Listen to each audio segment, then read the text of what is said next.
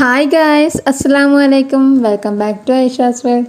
അപ്പോൾ ഇന്ന് നമ്മൾ കണ്ണൂരൊക്കെ തട്ടുകടയിലൊക്കെ കിട്ടുന്ന കൽമാസമായിട്ടാണ് വന്നിട്ടുള്ളത്. അപ്പോൾ നമുക്ക് നേരെ വീഡിയോയിലേക്ക് പോയാലോ.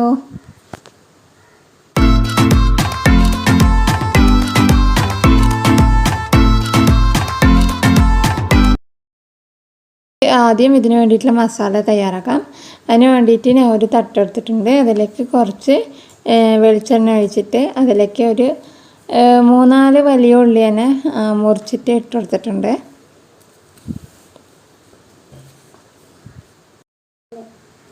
ഇനി അതിലേക്ക് കുറച്ച് ഉപ്പിട്ട് കൊടുക്കാം. എന്നിട്ട് പെട്ടെന്ന് തന്നെ നമുക്ക് വഴറ്റിയെടുക്കാം.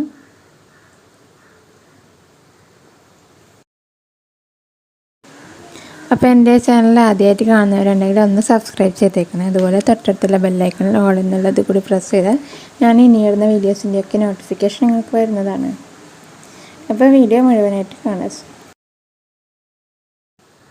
അപ്പോൾ നമ്മൾ ഉള്ളിയൊക്കെ ഇവിടെ വഴഞ്ഞു വരുമ്പോൾ അതിലേക്ക് ഒരു 5-6 അല്ലി വെളുത്തുള്ളി ചതച്ചതും, അതുപോലെ ഒരു ചെറിയൊരു കഷ്ണം ഇഞ്ചി ചതച്ചത്, പിന്നെ ഒരു 3 പച്ചമുളക് വട്ടത്തിലരിഞ്ഞതും കൂടി ചേർത്തിട്ട് നല്ലപോലെ ഇളക്കി കൊടുക്കാം.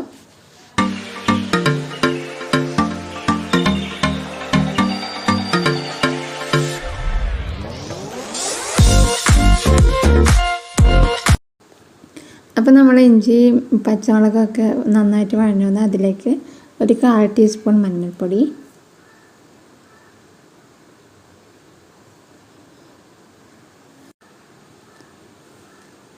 ഒരു 1-1.5 ടീസ്പൂണോളം മുളക് പൊടി ഇട്ട് കൊടുക്കുന്നുണ്ട്. എരിവ് അധികം വേണ്ടാത്തവർക്ക് 1 ടീസ്പൂണോളം ഇട്ട് കൊടുത്താൽ മതി. ഇനി ഇതിലേക്ക് ഒരു 1/2 ടീസ്പൂൺ ഗരം മസാലപ്പൊടിയും അതുപോലെ 1/2 ടീസ്പൂൺ കുരുമുളക് പൊടിയും ഇട്ട് കൊടുക്കാം.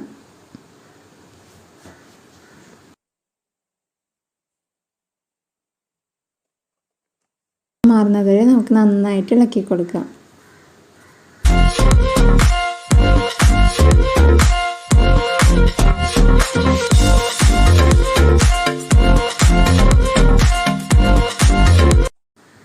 ഇനി ഇതിലേക്ക് അല്പം കറിവേപ്പില കൂടി ഇട്ട് കൊടുക്കാം.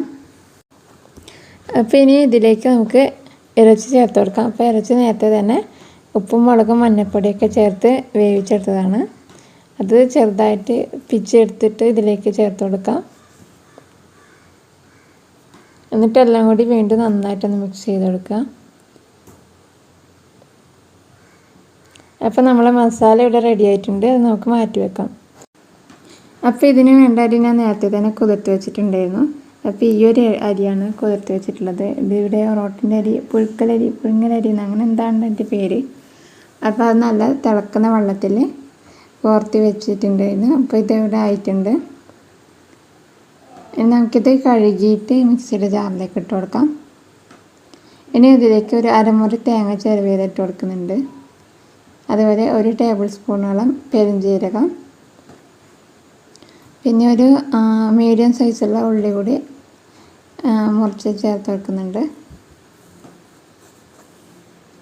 എന്നിട്ട് ഇതിന് ആവശ്യത്തിനുള്ള വെള്ളം ഒഴിച്ചിട്ട് നമുക്കിത് അരച്ചെടുക്കാം.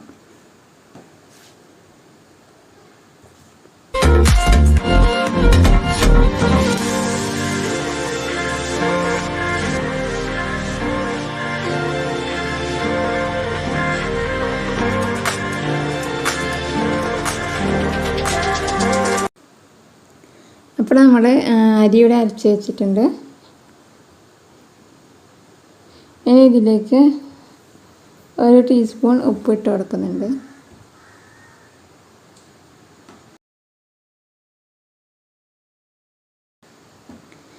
ഇനി അതിലേക്ക് നമുക്ക് അരിപ്പൊടി ചേർത്ത് കുഴച്ചെടുക്കാം. അരിപ്പൊടിക്ക് കൃത്യമായിട്ട് അളവ് പറയാൻ പറ്റില്ല. നമുക്ക് കുഴച്ചിട്ട് നന്ന ടൈറ്റും അല്ലാതെ നന്ന ലൂസും അല്ലാണ്ട് നമുക്ക് കൈമേൽ ഇങ്ങനെ പരത്തിയെടുക്കാൻ പറ്റുന്ന ആ ഒരു ടൈപ്പ് ആകണം. അതുവരെ നമുക്ക് പൊടി ചേർത്തിട്ട് ഇങ്ങനെ കുഴച്ചെടുക്കാം.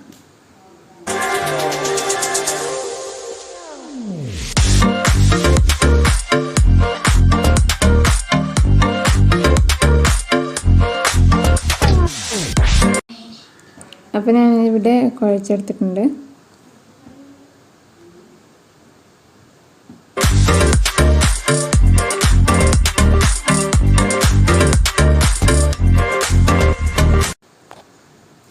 ഇനി നമുക്ക് കയ്യിൽ കുറച്ച് എണ്ണ പരത്തിയിട്ട് ഇതൊന്ന് പരത്തിയെടുക്കാം.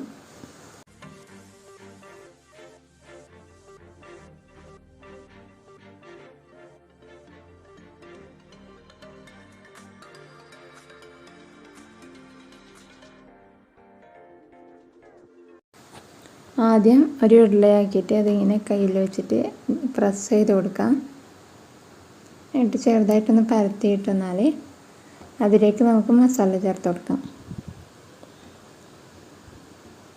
എന്നിട്ട് പിന്നെ അത് നിങ്ങൾക്ക് ഏത് ഷേപ്പിൽ വേണമെങ്കിലും അത് ഉണ്ടാക്കി എടുക്കാം. ഞാനിപ്പോൾ ഇതിവിടെ ഒരു ഉന്നക്കായൻ്റെ ഒരു ഈലാണ് ആക്കിയെടുക്കുന്നത്.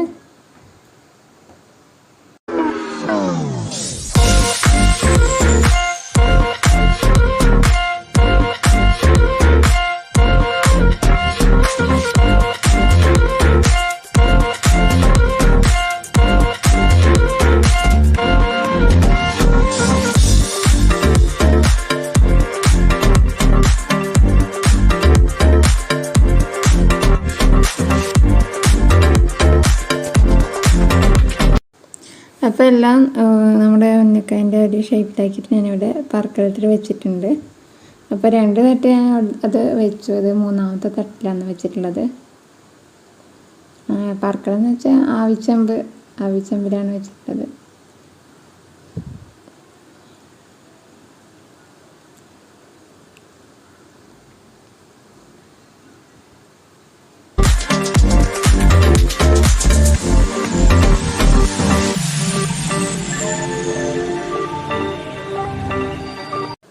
അപ്പോൾ ഇതിവിടെ വെന്ത് വന്നിട്ടുണ്ട്. നല്ലപോലെ ചൂടൊക്കെ മാറി തണ്ണി വന്നിട്ടുണ്ട്. ഇനി നമുക്കിത് മുളകൊക്കെ പുരട്ടി വെക്കാം. അപ്പോൾ അതിനുവേണ്ടി ഒരു പാത്രത്തിലേക്ക് 2 ടീസ്പൂൺ മുളക് പൊടി ചേർത്ത് കൊടുക്കുന്നുണ്ട്. ഇനി അതിലേക്ക് ആവശ്യത്തിന് ഉപ്പിട്ട് കൊടുക്കാം. അപ്പോൾ നമ്മൾ അരിയിലും അതുപോലെ മസാലക്കൊക്കെ ഉപ്പുണ്ട്. അതുകൊണ്ട് ഇതിന് ആവശ്യത്തിന് മാത്രം ഇട്ട് കൊടുക്കാം. എന്നിട്ട് വെള്ളം ചേർത്ത് നല്ലപോലെ ഒന്ന് മിക്സ് ചെയ്തെടുക്കാം. എരിവ് അധികം ആവശ്യമില്ലാത്തവർക്ക് കുറച്ചുകൂടി വെള്ളം ചേർത്ത് നല്ലപോലെ ലൂസാക്കിയിട്ട് ഒരു നേരിയ ലെയറായിട്ട് ചെയ്യാം. ഇതങ്ങ് മുറുക്കിയെടുക്കുമ്പോൾ ചെറിയൊരു മുളകിൻ്റെ ഇതേ വേണ്ടെങ്കിൽ അങ്ങനെ കുറച്ചുകൂടി വെള്ളം ചേർത്തിട്ട് അതൊന്ന് ലൂസാക്കി എടുത്താൽ മതി. അപ്പോൾ ഞാനിതിലേക്ക് എല്ലാം മുക്കി അങ്ങ് എടുക്കുന്നുണ്ട്.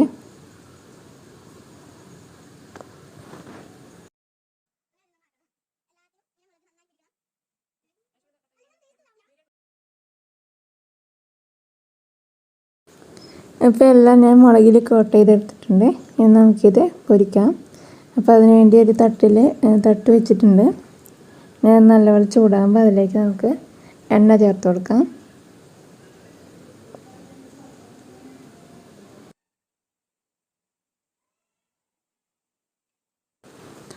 എണ്ണ നല്ലപോലെ ചൂടായാൽ നമുക്കതിലേക്ക് ഇത് ഓരോന്നായിട്ട് ചേർത്ത് കൊടുക്കാം. നമ്മളെ കൽമാസ് ഓരോന്നായിട്ട് ചേർത്ത് കൊടുക്കാം.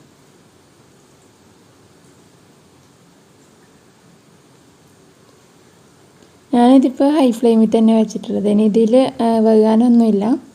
ഇതൊന്ന് പൊരിഞ്ഞ് അതുകൊണ്ട് അടുത്ത് തന്നെ നിന്നിട്ട് ഹൈ ഫ്ലെയിമിലിട്ട് വേഗം തന്നെ പൊരിച്ച് പോരേതാണ്.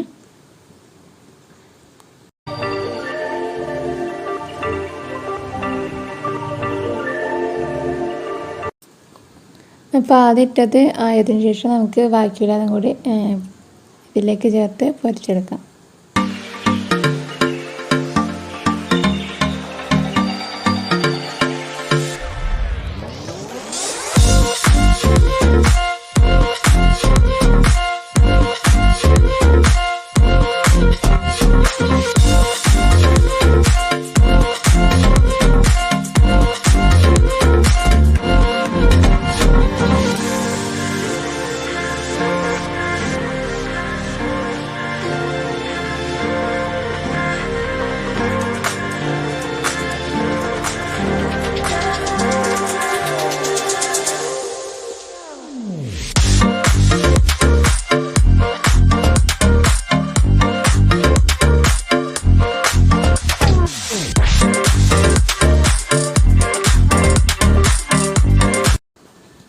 ലാസ്റ്റ് ഇതിലേക്ക് കുറച്ച് കറിവേപ്പില ഇട്ട് കൊടുത്തിട്ടുണ്ട്.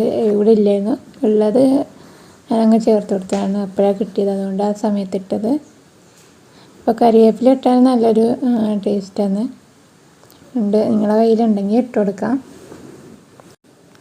അപ്പോൾ നമ്മൾ കൽമാസ് ഇവിടെ റെഡി ആയിട്ടുണ്ട്. നല്ല ചൂടോടെ ഇത് കഴിക്കാൻ നല്ല ടേസ്റ്റാണ്. ഇപ്പോൾ നമ്മളെ കണ്ണൂരെ തട്ടുകടയിലൊക്കെ ഇത് എപ്പോഴും ഉണ്ടാവാറുണ്ട്.